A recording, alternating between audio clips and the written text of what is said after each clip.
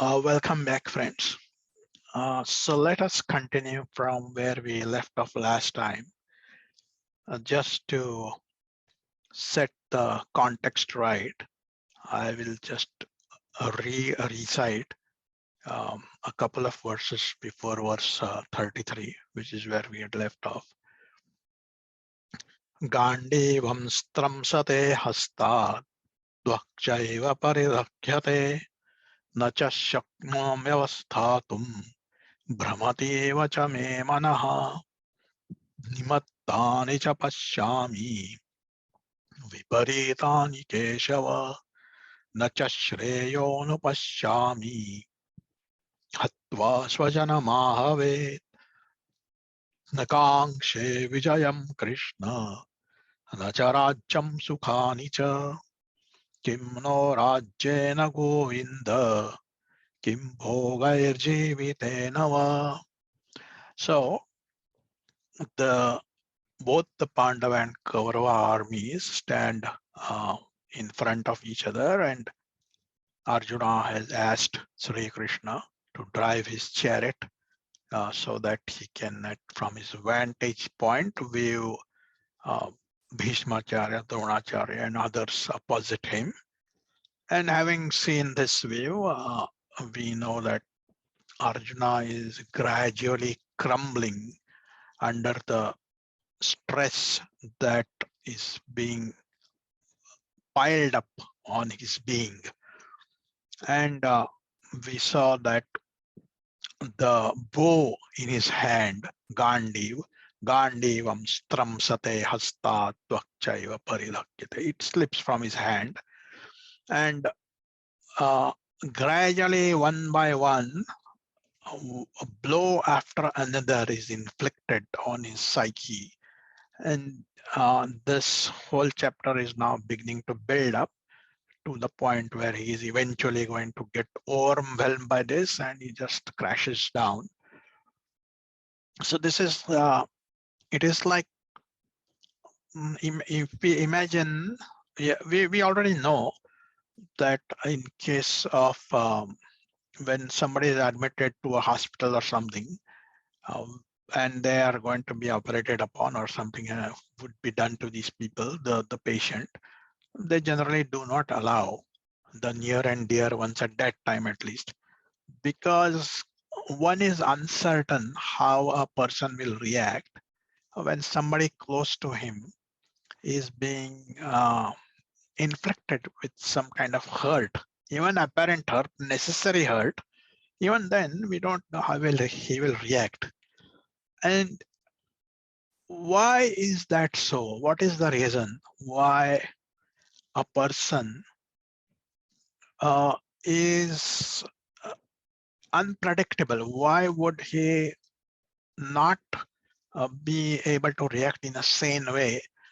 There is an underlying current behind this, and there is a relatively complex but deep theory that Advaita Vedanta goes through and makes it amply clear why this happens. At some point, we are going to go into a certain level of detail into this, but suffice it is to know that when there is a question of near and dear ones, one is not at his full potential.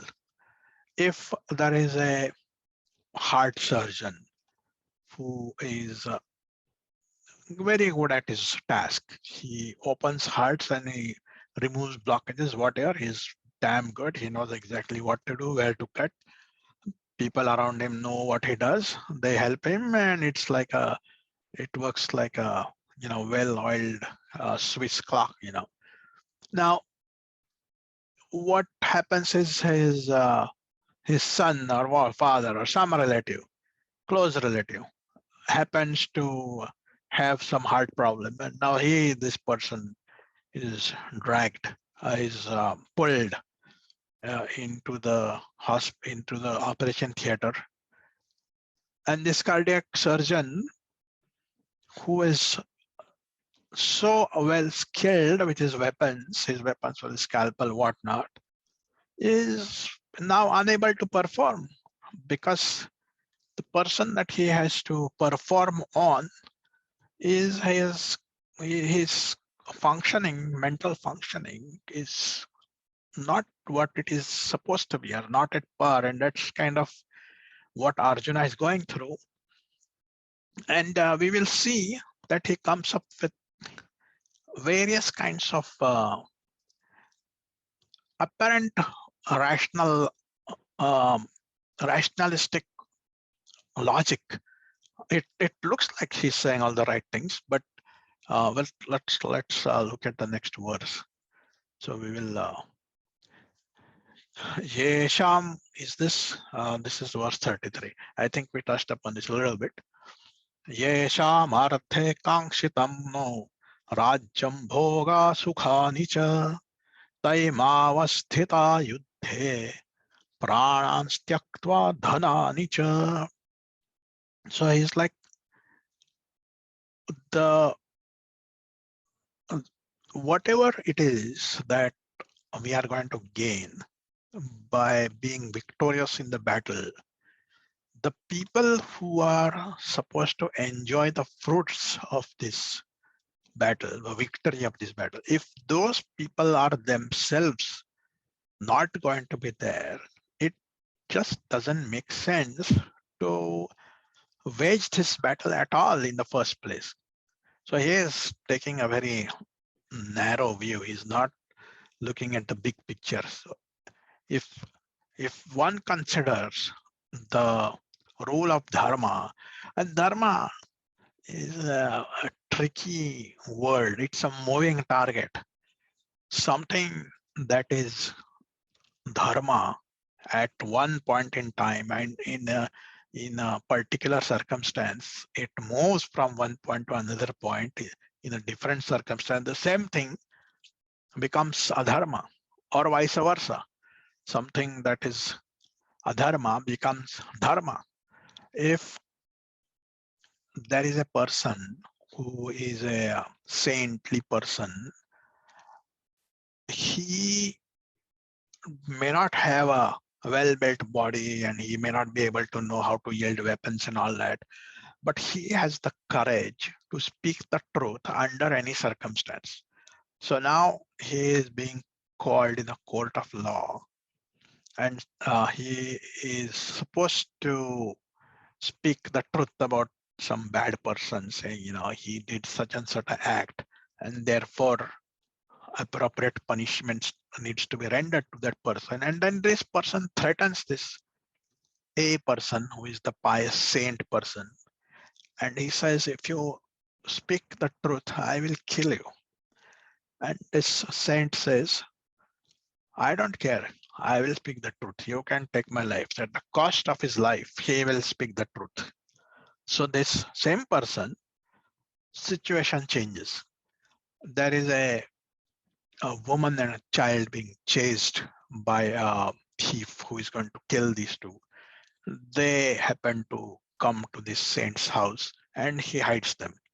And this thief follows to their house, and then he asks this person, where are this woman and child? And he says, they are not here. They have gone somewhere else. The rule of dharma, if it was a black and white thing, he would be doing the wrong thing. But we know that this person, he doesn't care for his life when it comes to do the right thing. And here too, if the thief finds his being lied to, this person's life could be in danger, but he doesn't care. He is following dharma at any cost. And that dharma, each one knows what it is. There is some kind of a conflict argument that goes on between two close people about a third person. And you don't need some kind of a Bible to know that you are inflicting adharmic harm upon somebody. And you need to take a stance here, a strong stance. Okay, enough of it. I think you get the gist of it. Arjuna here is kind of coming up with lame excuses to not fight this war, where really in the big picture, the elimination of this bad sentiment is essential. We know that, and we will see from a mental hygiene and mental health perspective, all the things that we saw in the symbolism, how this will make sense. So here is yesham arthe kangshitam naha. So here he's saying that the yesham of whom Kangshana is basically is desire, is to desire a Kangsha. Yesham arthe kangshitam rajyam bhoga sukhani cha. Te so this when you are saying this, you join these two things. Yesham arthe kangshitam no rajyam bhoga sukhani cha. Taimavasthita yuddhe. So these people who taimavasthita yuddhe, these people who are in this battlefield, avasthita yuddhe, yuddha is battle. Pranan tyaktva dhanani cha. Prana is life, tyaktva is to give up. So they are who would give up their life, having renounced life and wealth. And well, I guess when somebody gives up his life, I guess it's Kauravas. The cost of this victory might be the life of these people, and they will not be able to enjoy this. Now, his when he says these people, he's basically giving a list of the people that he is going to have to fight with. Acharya, the teachers, Pitara, fathers, Putra, sons, Tathaiva cha, and also Pitamaha. Pitama is grandfather. Matulan is the maternal uncles. Shvashuran is father-in-laws. Pautra is grandsons. Shala, brother-in-laws. Sambandhidas tatha, other relatives. Sambandha is relations. So it's basically giving a list of the people, and then he's in the next verse we'll see is basically saying these people that I listed in earlier verse, that he's going to say that acharyam pitara putraha tataiva cha pitamaha matulan swashura pautraha shala sambandhinastada. So he says in this verse, so this verse and the previous verse, they are connected. Etan is these, all these, so this list that he said earlier. Etan nahantum ichhami gnato api madhusudana. So these people that I mentioned earlier, etan no, hantum is kill. Ichha is desire. I do not wish to kill these people that I listed. I do not wish, I do not wish to kill them. Gnatopi Madhusudana. Who are these people that I do not wish to kill? They wish to kill me. These people. Those people I do not wish to kill. Etan nahantum ichhami gnatopi Madhusudana. Api trailokya rajasya hetu kim nu mahikrute. Even if you give me the, what shall we say, ownership, ruling of the three worlds. The three worlds is a common phrase used to mean everything, the earth, heavens, and the world in between. So he says, even if somebody promises me, I forget this piece of land, he's saying. Whatever it is that they are fighting for, Indraprastha or whatever land. Forget that, forget earth. Three worlds, even if they promise me a lot more than that. Even then, I do not wish to do this. But you see the degree of corruption of his mental hygiene, if you will, that is taking place. It's building up. So he's like, I don't want to. It doesn't make sense. It's, in a sense, one might think of this as selfish, because it's not just him alone. He's representing a whole lot of other people, other thing. Is actually representing a principle, and one might debate this a little bit here and there. That from a battle perspective, this doesn't make sense, but we have seen that these are actually representations of different forces in our mind. And we are going to explore this further. But from that perspective too, from that perspective, this will make even more sense when you realize that you are the mental makeup that is there in a somewhat out of control situation. You are in an argument with somebody, and then these different forces in your mind, of which of them you have control over, and gradually you find yourself giving away to certain other forces that should not have had control of your mind. This is easy to understand in case of an addiction. Somebody is addicted to drug addiction, all they are an extreme case, but a very valid case. And we actually there is a case that is even more worse than this. We are going to see that. Then the worst kind of drug addiction that one can imagine. But you take alcoholism or cigarette smoking. So here you know that it is affecting you, it is killing you, but they come up with some kind of, well, once you're addicted, you come up with some kind of reason. Eventually, like we said in the last time, it comes to this point where this person says just this once, and that's it. That's the decline and fall. At least these battles that we are going through, these are taking place constantly in our mind.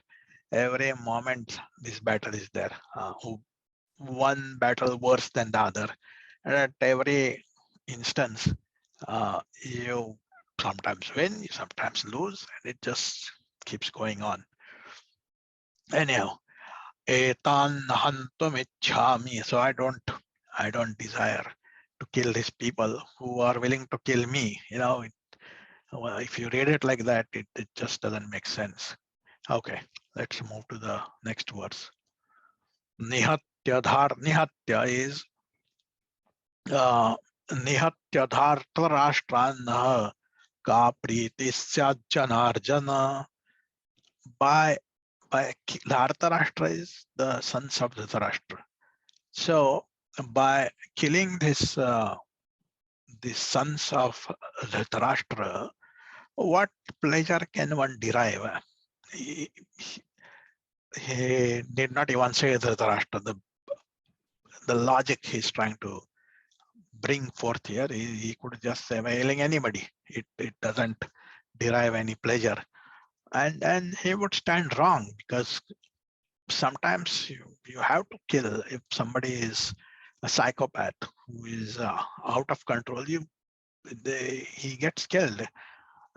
Do you need to come up with any kind of strong reason when somebody killed Hitler or one of these real bad guys? Sometimes it is a necessity, although we don't want to go down that rabbit hole. But here you can say a slight amount of unfairness in his logic here. There is a big thing, but the small piece is very obvious.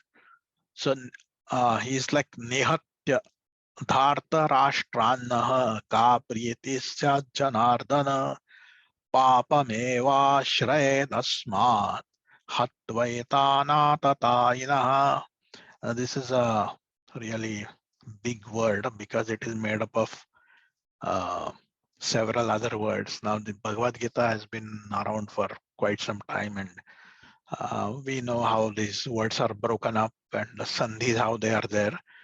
So this is basically, if we paraphrase this, it is like saying that by killing these people, we are going to incur sin. Papa is sin.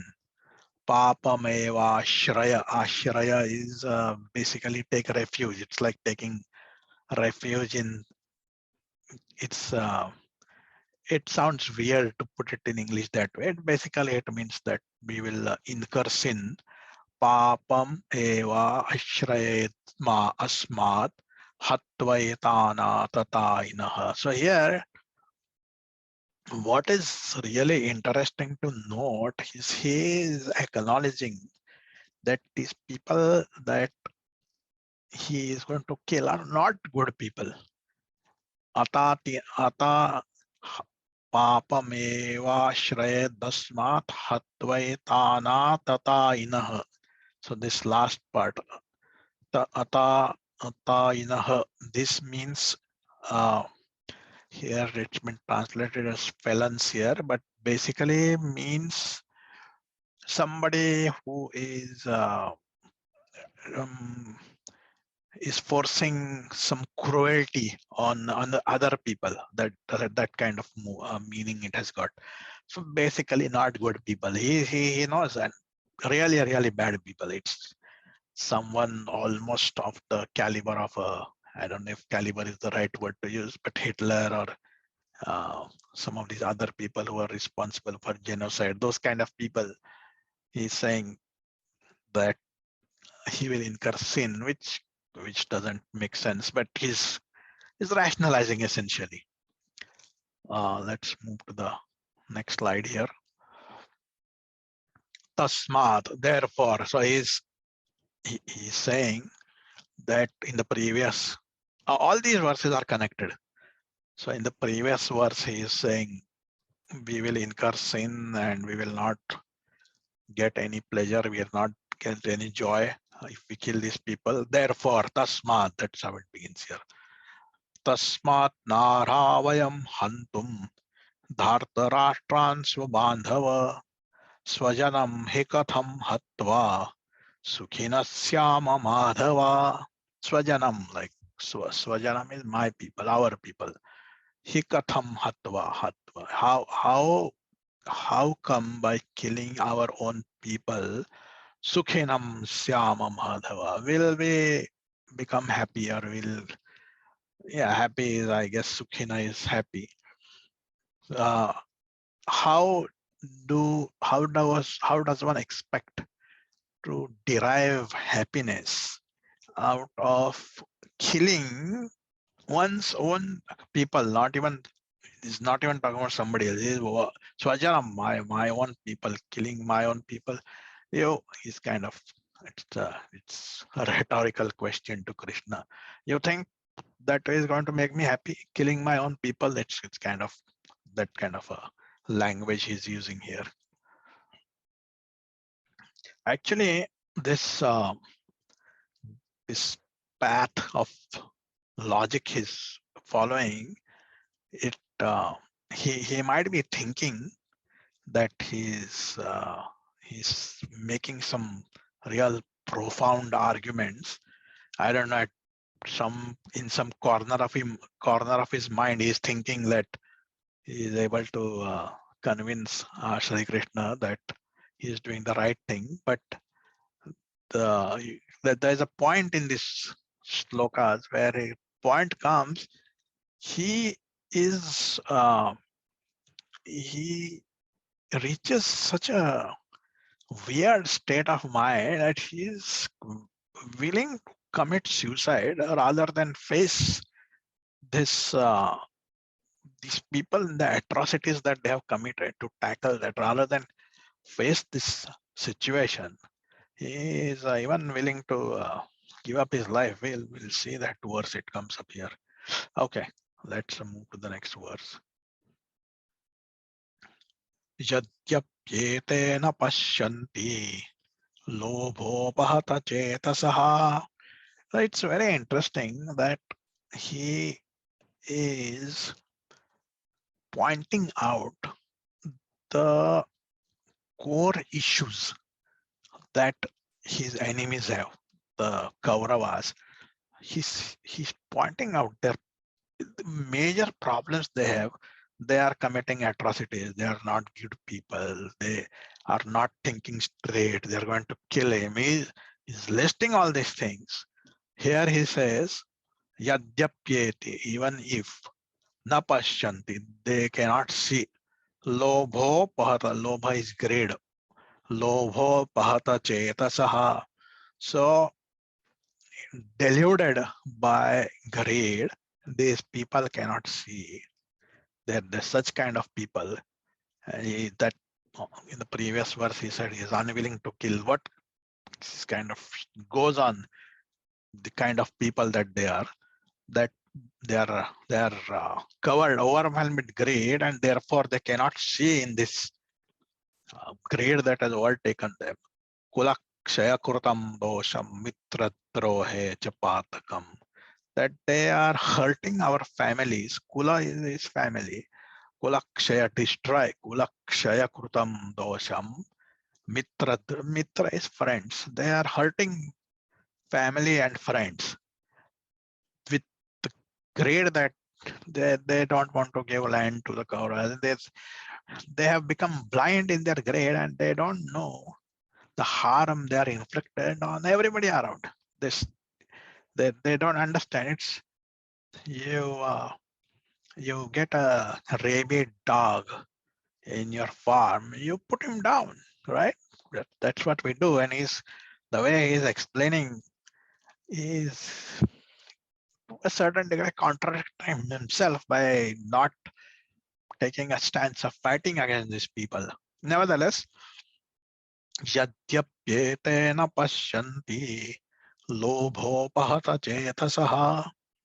Even if these people covered by greed cannot see kulakshaya krutam dosham, kulakshaya hurting the families, mitra drohe cha patakam. Patakam is real bad deeds. It's like you if you were to draw a scale of how bad can what degree of badness can your action be, and if you draw like it's kind of okay, bad, very bad, bad, and the worst thing that you can, that is patakam. So they're down worst level, that kind of sin they are doing. So he's admitting that, acknowledging that is what they are doing. Okay. Katham datneyamasmabhihi papadasman nivartitum. And this is a very interesting piece of logic that Arjuna is employing here. He is like, these people, they are not, almost not, you cannot call them human. They have fallen below the degree of calling being human. So in order to build up to this verse, he's adding all these negative adjectives and saying, these people are not good, they are greedy, they're hurting, they're this, they're hurting their friends, and he's making all this list. Why is he making all this list? In this verse, he's saying, we don't want to be like them. That's what he is saying in this verse. We are better people. We know that Kauravas are like that, and we don't want to be like them. Katham laneyamasmabhe papadasmal nivartitum kulakshaya krutam dosham prapasyatbhir janardana. Having known that these people who are covered, overwhelmed, or overpowered with grief, and will be hurting family, friends, etc., etc., we do not. Why should we behave like them? We should emulate good people, not bad people. So again, back to the point. Basically, he is saying, I don't want to fight. Okay. Kulakshaye pranashanti kuladharma sanatana. So by his now, his next step in his attempt at to rationalize his um, abstinence from waging and entering into battle. His next step here is saying, if we do what those people will do, if we do that, then the our family, if that is destroyed, kulakshaye pranashyanti kuladharma sanatanaha. That means that will lead to the destruction of kula dharma, our family's dharma, sanatana. The sanatana is really the, what shall we say, practices, the traditions that have been followed by our family so far. From long back they have been. Sanatana means eternal in that sense, but basically long time. We are going to get rid of them. If our family is destroyed, then automatically whatever the family is supposed to be doing, that also will get destroyed. Kula dharma sanatana. Dharme nashte kulam krishnam. Adharamo bhidbhavatyuta. So he's saying that dharma, because of that, dharma will be destroyed. Krishna, this is not Krishna, it is Krishnam, which is whole, is this word over here. I cannot click this because if I click this, this will go to the next screen. I don't know, maybe, I don't know if I click this. Well, anyhow, dharame nashte kulam Krishnam, adharamodbhibhavatyuta. So basically, if dharma get destroyed, then adharma will take over. That's what he's saying. Dharame nashte. Nashta is destroyed. If dharma is destroyed, then adharma will kind of take over and rule. If these things happen. So in continuation with the previous work, if basically we follow what they are doing, which is basically is again saying, I don't want to fight. All these reasons are he doesn't want to fight. There is although I'm putting it like this, we shouldn't lose sight of the fact that this is basically his crumbling into his crumbling of his psychic state. That's what these are steps building towards that. Okay. Adharma. So we really it is not that essential that we get into the details of each of some of this has got the era around the time when Mahabharata was written. This has got more importance around that context, and therefore it does not make sense for us to get into that. We don't want to understand the traditions and practices that used to be done 3,000, 4,000 years back, and this is only for information for us. So adharmat bhibhavat Krishna pradushyante kulastriyaha. So next step in this decline and fall that Arjuna is talking about. Now this is the next step. If adharma rules, then it corrupts pradushyante kulastriyaha. So the women in our families, now they will get corrupted. This is for someone, he might interpret this to be a sensitive topic. We are not going to get too much into details of it because we want to study this as far as possible from a Vedantic perspective. So we will not get too much into the details of what exactly this means. It's more from that era standpoint. Streshu dushtashu varshneya jayase varna sankaraha. So he's saying that when this kind of corruption takes place between women, then that will lead to intercaste marriages. We might be able to explain how this would happen. I might spend a little bit of time relating this to our other example of what exactly happens in the mind when all this is taking place. We'll relate to that. Streshu dushtasu varshneya jayase varna sankaraha. So by the mixing of pure and impure breeds, it will give rise to the beginning of the deterioration of the pure clan. This is as strictly in terms of the mental picture that we are drawing.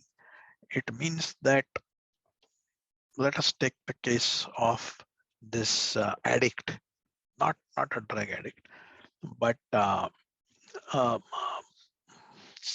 tea addict or a alcoholic. Even an alcoholic is something pretty serious. So what it's saying is that this conflict has started. Okay, that he gets a kick, he gets an urge to go and have this smoke or have a glass of alcohol. He has not done anything. It has just started in his mind. That time is approaching when he has to go and do this, and it slowly things are building up, and this Arjuna in his mind he's building up this rationale. He's trying to rationalize because he is going to go and do that thing. So what is happening here is he is saying that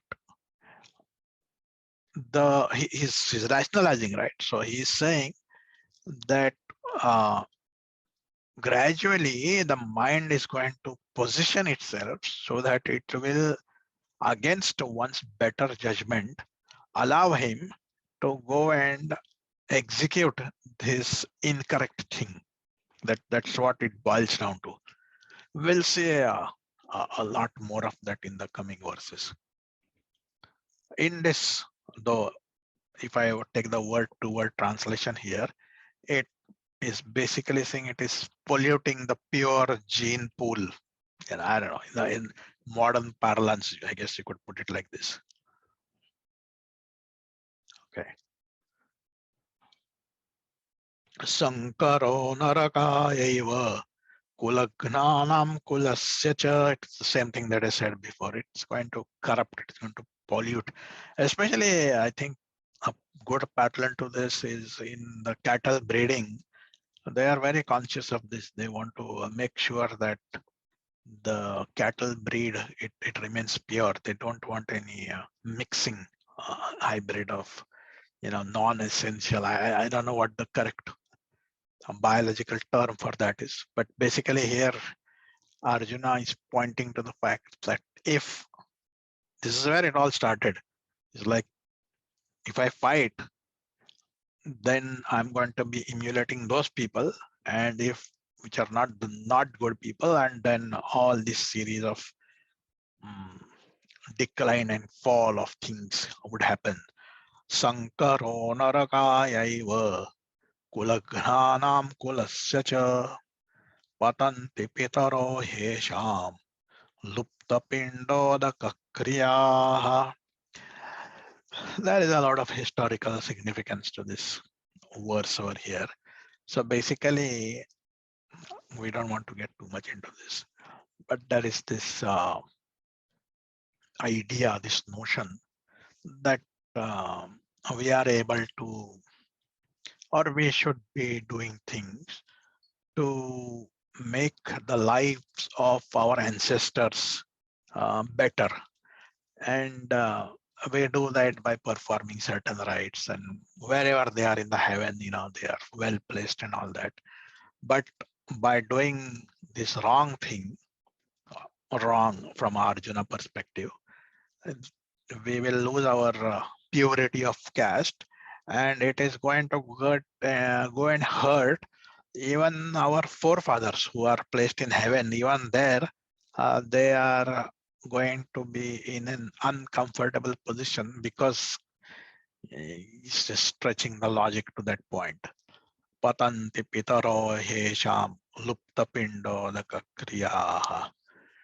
So this pinda is it is a what it's not a custom, it's a ritual. Ritual is the word I was looking for, where there's a rice ball that you have to offer to the pinda, but then anybody can't do it. You just certain restrictions, only some people, pure people I guess, can do it. So is but extending this rationalization. We are almost at the end of our conclude this session for today. I think at 4. Okay, at verse 43, we'll continue with the verse 44 from next time. Thanks for listening to this cast, and we will meet next time. Thank you.